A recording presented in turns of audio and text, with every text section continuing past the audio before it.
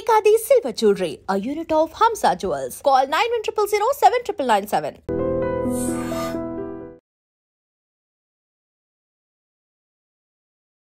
Sir అసలు మన ఇండియాలో లివ్ ఇన్ రిలేషన్షిప్లో ఉన్న కపుల్స్కి వాళ్ళకి రైట్స్ ఉంటాయా? అసలు లీగల్ అయినా లివ్ ఇన్ రిలేషన్షిప్లో ఉండడం? లివింగ్ రిలేషన్షిప్ అనేది ఇండియాలో ప్రత్యేకమైనటువంటి చట్టభద్రత అనేది దానికి ఏం లేదు. కాకపోతే ఏంటి అని అంటే, ఒక అమ్మాయి అబ్బాయి మా ఇష్టాన మేము ఉంటాము, మేము మేజర్లో అయినాము, మా తరఫున మేము పెళ్ళిళ్ళు చేసుకోము, కాపురాలు చేసుకున్నా అంటే సామురా నాయన కాపురాలు చేసుకోరు అని చెప్పేసి కోర్టులు చట్టాలు వదిలేసినాయి తప్పితే ప్రత్యేకమైనటువంటి లివింగ్ రిలేషన్లో ఉండండి, లివింగ్ రిలేషన్లో ఉంటే ఇటువంటి లీగాలిటీస్ మీకున్నాయి, ఇటువంటి హక్కులు మీకున్నాయి అని చెప్పేసి ఎక్కడ కూడా ప్రత్యేకంగా చెప్పబడలేదు. కాకపోతే ఏంటి అంటే, వీళ్ళు మదం ఎక్కి మేము ఆ రిలేషన్లో ఉంటాము అని చెప్పేసి అన్నానంటే ఎథికల్గా దీన్ని కూడా ఈ దేశంలో ఎవరు ఒప్పుకోరు, ఎథికల్గా ఒప్పుకోరు. బట్ లీగల్గా మేము ఉంటాము అని అంటే యూఆర్ మేజర్స్ కాబట్టి ఉండండి అని చెప్పేసి చట్టాలు చెప్తా ఉన్నాయి. అంటే మీరు అన్నట్టుగా సరే ఎథికల్గా అన్న వాళ్ళ పర్సనల్ చాయిస్ కదా. ఇప్పుడు ఇద్దరు మేజర్స్ ఉన్నారంటే వాళ్ళు ఎవరన్నా ఉంటారు ఉండరు వాళ్ళ ఇష్టం, తర్వాత విడిపోతారా పెళ్లి చేసుకుంటారా అది వాళ్ళ ఇష్టం. అది మొత్తానికి అంటే ఇప్పుడు ప్రాబ్లం అరైజ్ అయినప్పుడు లా అక్కడ వస్తుంది కదా, కలిసి ఉన్నప్పుడు అంటే ఒకటి ఎవరు ఎంకరేజ్ చేయరు కదా. అటేడు తరాలు ఇటేడు తరాలు చూసి పెళ్లి చేసుకున్న భార్యాభర్తకే ఈరోజు దిక్కు దిశానం లేకుండా పోయింది. వింటున్నారు కదా, కొన్ని వందల డివోర్స్ కేసులు ఈరోజు ఫైల్ అవుతా ఉన్నవి. మీరు పవిత్రంగా పెళ్లి చేసుకున్నటువంటి మీ రిలేషనే ఈరోజు 10 కాలాల పాటు 100 సంవత్సరాల పాటు ఉంటుంది అని చెప్పేసి ఆలోచనలతో చేసుకున్నటువంటి మీ పెళ్ళి ఈరోజు మధ్యలో బ్రేక్ అవుతా ఉన్నది.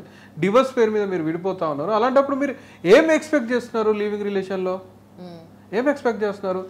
సుఖాన్ని కదా, సుఖాన్ని కోరుకుంటున్నారు. ఇద్దరు ఇష్టపడ్డంతసేపు మీరు ఎంజాయ్ చేస్తూ ఉన్నారు. నిజంగా మీకు చట్టభద్రత కావాలి, లేదు మీకు నిజంగా భార్యాభర్త హోదా కావాలి అనుకున్నప్పుడు పెళ్లి చేసుకుంటే సరిపోతుంది కదా.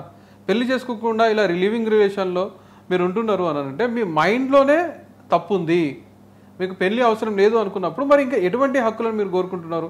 కాబట్టి మీకు ప్రత్యేకమైనటువంటి హక్కులు లేవు. కాకపోతే కొన్ని సందర్భాల్లో ఆ రిలేషన్ లాంగ్ రిలేషన్ అయినప్పుడు, ఆ రిలేషన్ లాంగ్ రిలేషన్ అయినప్పుడు మీరు డీవీసీకి సంబంధించినటువంటి వైలెన్స్కి సంబంధించినటువంటి, లేకపోతే నిజంగా ఆ రిలేషన్ ద్వారా మీకు ఎవరైనా పిల్లలు పుట్టినప్పుడు ఆ పిల్లలకు ఆస్తుల గురించి ఏమైనా అడిగినప్పుడు కొంత వెసులుబాటు ఉంది. కానీ ప్రత్యేకమైనటువంటి హక్కులు మీకు లివింగ్ రిలేషన్స్లో ఏమీ లేవు. అంటే ఇప్పుడు వాళ్ళు అనుకుంటారు పెళ్లి చేసుకుందామన్న ఆలోచన వాళ్ళ మైండ్లో ఉందనే అనుకుందాం సార్, మీరు అన్నట్టు కాకుండా పాజిటివ్గా ఆలోచించి అర్థం చేసుకుందాము, కొన్ని రోజులు తెలుసుకుందాము, ఎవరి అలవాట్లు ఏంటి ఎవరి ఆలోచనలు ఏంటి అని తెలుసుకుందామని అనుకుంటారు. తర్వాత వాళ్ళకి నచ్చకపోవచ్చు, విడిపోతారు, ఓకే. కానీ ఆ పాయింట్ ఆఫ్ టైంలో వాళ్ళు కలిసి ఉన్న టైంలో ఇద్దరు పర్సనల్గా షేర్ చేసుకున్న ఫొటోస్ కానీ చాట్స్ కానీ స్క్రీన్ షాట్స్ అవన్నీ ఉంటాయి కదా. కలిసి ఉన్నప్పుడు వాళ్ళ అండర్స్టాండింగ్ ఉన్నప్పుడు వాళ్ళు డేటా ఎక్స్చేంజ్ జరుగుతుంది అక్కడ. సో తర్వాత దీన్ని వాళ్ళు నెగిటివ్గా యూజ్ చేస్తే అంటే అది లీగలా ఇల్లీగలా, ఒకరి పర్సనల్ ఆ స్పేస్ ఏదైతే ఉంటుందో దాంట్లో వాళ్ళు షేర్ చేసుకున్న ఇన్ఫర్మేషన్ అనేది. అంటే ఇక్కడ మీరు చూడాల్సిన విషయం ఏంటి అని అంటే, ఒక ఆడ మగ కలిసి లివింగ్ రిలేషన్లో ఉంటున్నారు, అక్కడ వరకు బాగానే ఉన్నది. లివింగ్ రిలేషన్లో ఉన్న తర్వాత మీ దగ్గర ఏ ఇన్ఫర్మేషన్స్ ఉంటుంది? మీరు ఏమైనా ప్రోనోగ్రఫీ చేస్తూ ఉన్నారా లివింగ్ రిలేషన్షిప్లో? ఎందుకని ఫోటోలు తీసుకుంటున్నారు న్యూడ్గా నిలబడుకొని? అదేమన్నా పద్ధత? మీరే పద్ధతి తప్పి బిహేవ్ చేస్తూ ఉన్నప్పుడు రేపు పొద్దుగాల వాడు బయట పెట్టడనేటువంటి గ్యారంటీ ఏముంది? మీరు ప్రైవేట్గా ఉన్నప్పుడు మీ ప్రైవేట్ పిక్స్ని మీరు ఎందుకని చెప్పేసి ఫోటోల రూపంలో లేకపోతే వీడియోల రూపంలో చిత్రీకరించుకుంటున్నారు? మీకు బుద్ధి లేదా? ఏమాత్రం బుద్ధి లేకుండా ఇదేం పద్ధతి అమ్మా? అర్థం కాదు.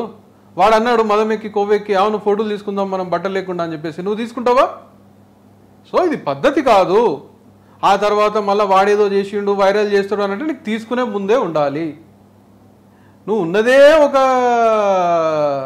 పద్ధతి లేని రిలేషన్లో మళ్ళీ వచ్చేసి నాకు వాడు బొమ్మలు తీసిండు, వీడు ఫోటోలు తీసిండు, నా న్యూడ్ పిక్స్ వాని దగ్గర ఉన్నాయి, వాన్ న్యూడ్ పిక్స్ నా దగ్గర ఉన్నాయి అని అంటే ఇది కరెక్ట్ కాదు. అంటే ఎంజాయ్ చేసినప్పుడేమో మీరు చేస్తారు పర్సనల్గా, తర్వాత మీకు చట్టాలు కావాలా? అంటే మీరు చేసిన పాడు పనులకు మీకు చట్టాలు కావాలని కోరుకుంటున్నారా?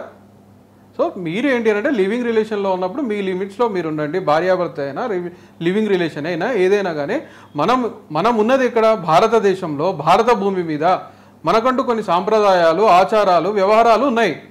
మీరు ఈ సాంప్రదాయాలని ఆచారాలని వ్యవహారాలని పక్కకు పెట్టేసి ఇష్టం వచ్చినట్టు చేతిలో ఫోన్ ఉన్నది కదా అని చెప్పేసి మీరు బ్లూ ఫిలింలు తీసుకుంటాము, ఆ తర్వాత వాడు ఇన్ఫర్మేషన్ షేర్ చేస్తాడు, మాకు చట్టాలు రక్షించాలి అని అంటే మీరు మదం ఎక్కి కొవ్వెక్కి చేసే పనులకు మీకు మళ్ళీ చట్టాలు కాపాడాలా? ఎటువైపు పోతుంది యువత, ఎటువైపు పోతుంది సమాజం? సో మీరు అటువంటి చట్టాలు మాకు రక్షించాలి, చట్టాల ద్వారా మేము రక్షించబడాలి అనుకున్నప్పుడు మీరు పద్ధతిగా ఉండడం నేర్చుకోండి. యాజ్ ఎ సిటిజన్ ఎలా ఉండాలి అని చెప్పి మీరు ఖచ్చితంగా చెప్తా ఉన్నా కదా. ఇది ఇండియా అండి, భారతదేశం, ఇది ఏమో వేరే విదేశాలు కాదు. ఇది ఇక్కడ కొన్ని కల్చర్స్ ఉంటాయి, కొన్ని సాంప్రదాయాలు ఉంటాయి. నీ కల్చర్ నువ్వు ఫాలోగా, ఒక ఆడపిల్లగా ఒక మగపిల్లగా నీ కల్చర్ ఏంటిదో, నీ సాంప్రదాయం ఏంటిదో, నువ్వేంటిదో నువ్వు తెలుసుకో ఫస్ట్. మీ అమ్మ నాయన గిట్లనే వీడియోలు తీసుకున్నారా నగ్నంగా నిలబడి? మరి నువ్వేందుకు తీసుకుంటున్నావు? మళ్ళీ ఆ ఇన్ఫర్మేషన్ బయటికి పోతే ఎట్లా, నన్ను ఎవరు కాపాడాలి అని ముసలి కన్నీరేంది? సో ఖచ్చితంగా నువ్వు నీ రిలేషన్లో ఉన్నప్పుడు నీ లిమిట్స్ క్రాస్ చేయకుండా నీ లిమిట్స్ ఏంటో నువ్వు తెలుసుకో, ఆ లిమిట్స్లో నువ్వు ఉండు. తద్వారా నువ్వు రక్షించబడతావు, నీ సమాజం కూడా హెల్దీగా ఉంటుంది. ఓకే. సో లివ్ ఇన్ రిలేషన్షిప్లో ఉన్నప్పుడు సపరేట్గా వాళ్ళకు రైట్స్ కానీ అట్లాంటివి ఏమీ ఉండవు. వన్స్ వాళ్ళకి కొంచెం లాంగ్ డ్యూరేషన్ పాటు వెళ్ళిన తర్వాత ఏంటి అని అంటే మేడం, ఇక్కడ మీరు ఇప్పుడు గమనించాల్సిన విషయం ఏంటి అని అంటే, రిలేషన్షిప్ లో ఉన్నప్పుడు ఏంటి అని అంటే వాళ్ళ ఇద్దరి మధ్యలో మ్యూచువల్ కన్సెంట్ ఉంటుంది. ఎప్పుడైతే రిలేషన్షిప్ బ్రేక్ అయిందో ఈ అబ్బాయి ఎవరైతే ఉన్నాడో ఆ అబ్బాయి ఏం చేస్తాడు అని అంటే ఆ రిలేషన్షిప్ ని యాక్సెప్ట్ చేయడు. నువ్వు ప్రూవ్ చేసుకోవాల్సిన అవసరం ఉంది. ఇప్పుడు లొల్లి అంతా ఎక్కడ వస్తుంది? డబ్బుల దగ్గర వస్తుంది, ఆస్తుల దగ్గర వస్తుంది. ఈ అమ్మాయి ఏమంటది, నీతో రిలేషన్లో ఉన్నా, నాకు నీ ఆస్తి మీద హక్కు ఉంది అంటారు. వాడేమంటాడు, అసలు నువ్వు నాతో రిలేషన్లో లేవు అంటాడు. ప్రూఫ్ ఏంటిది అంటారు. నువ్వు ప్రూఫ్ అంటే మళ్ళీ అవే వీడియోలు అవి పట్టుకురావాలి. దీనికంటే నువ్వు పెళ్లి చేసుకుంటే మంచిది. నువ్వు లివింగ్ రిలేషన్లో ఉన్నప్పుడు నువ్వు హక్కుల గురించి పోరాడే అధికారము నైతికంగా నీకు లేదు. చట్టపరంగా కొంత ఏంటి అంటే నీకు పిల్లలు పుట్టినప్పుడు ఆ రిలేషన్ లాంగ్ రిలేషన్ అయినప్పుడు కొంత నీ పిల్లలకి కొన్ని హక్కులు వెసులుబాటులు కల్పిస్తుంది ప్రభుత్వం. ఎట్ ద సేమ్ టైం ఏంటి అని అంటే నీకు వచ్చేసి లాంగ్ రిలేషన్లో ఉన్నప్పుడు నీ మీద గృహహింస లాంటిది ఏదైనా జరిగినప్పుడు మీరిద్దరు కలిసి ఒక ఇంట్లో ఉన్నప్పుడు దాని ద్వారా కూడా మీరు చట్టం ద్వారా కొంత వెసులుబాటు పొందొచ్చు. అంత మాత్రాన మేము అదే పనిగా మేము ఇలా ఫోటోలు దిగుతాము, ఇష్టం వచ్చినట్టు చేస్తాము అన్నట్టు కొన్ని ప్రూఫ్స్, ఇప్పుడు లివింగ్ రిలేషన్కి అసలు ప్రూఫ్స్ ఉండవు కదా. ఇప్పుడు మ్యారేజ్కి మేము నార్మల్గా ఒక అడ్వకేట్గా ఒక ఇద్దరు మ్యూచువల్ కన్సెంట్ లేకపోతే ఎవరైనా భార్యాభర్త మా దగ్గరకు వచ్చినప్పుడు మ్యూచువల్ కన్సెంట్లోనే మేము అమ్మాయికి సంబంధించిన వెడ్డింగ్ కార్డ్స్ కావచ్చు, వాళ్ళిద్దరు కలిసి దిగినటువంటి ఫోటోలు కావచ్చు, లేకపోతే వాళ్ళ ఆధార్ కార్డులు కావచ్చు, లేకపోతే వాళ్ళు పెళ్లి టైం సందర్భంలో తీసుకున్నటువంటి వీడియోస్ కావచ్చు, ఇవ్వండి పెళ్లి కార్డులతో సహా ప్రతి రిజిస్ట్రేషన్ చేసి ఇన్ని ఆధారాలను చూపించి వాళ్ళ మొదట వాళ్ళు భార్యాభర్త అని చెప్పి ప్రూవ్ చేసి ఆ తర్వాత మేము డివోర్స్కి పోతున్నాం.